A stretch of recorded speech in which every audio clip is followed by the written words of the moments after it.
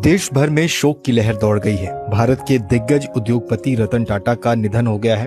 उन्होंने मुंबई के bridge candy अस्पताल में अंतिम सांस ली। रतन टाटा 86 साल के थे। पिछले कुछ दिनों से उनकी तबीयत खराब चल रही थी।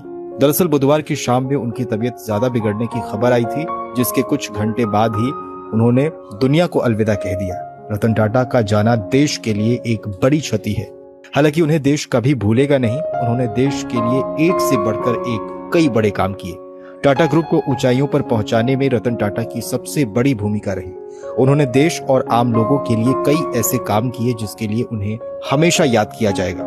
रतन टाटा एक दरियादिल इंसान थे और मुसीबत में देश के लिए हमेशा तैयार रहते थे। इससे पहले सोमवार को भी रतन टाटा की तबीयत बिगड़ने की खबर आई थी, जिसके कुछ घंटों के बाद खुद उन्होंने सोशल मीडिया साइट एक्स पर पोस्ट किया था। इस पोस्ट में उन्होंने लिखा था कि मेरे लिए चिंता करने के लिए आप सभी का धन्यवाद। मैं बिल्कुल ठीक हूँ, चिंता की कोई बात नहीं है। मैं बढ़ती उम्र से जुड़ी बीमारियों की रूटीन चेकिंग के लिए अस्पताल आया हूँ, लेकिन देश को ये दर्द अब हमेशा रहेगा कि वो इस बार अस्पताल से नहीं लौट पाए और हमेशा के लिए अंतिम यात्रा पर निकल पड़े।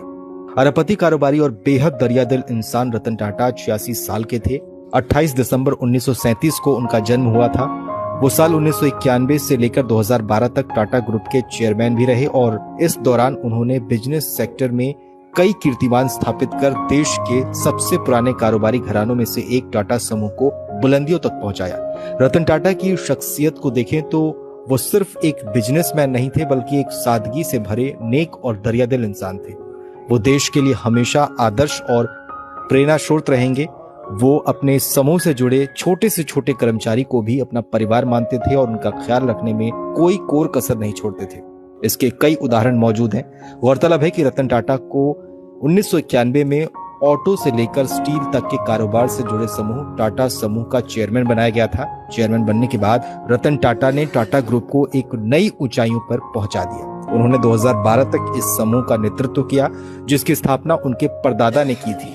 1996 में टाटा ने telecom company Tata tele services की स्थापना की और 2004 में टाटा कंसल्टेंसी सर्विसेज को मार्केट में लिस्ट कराया था।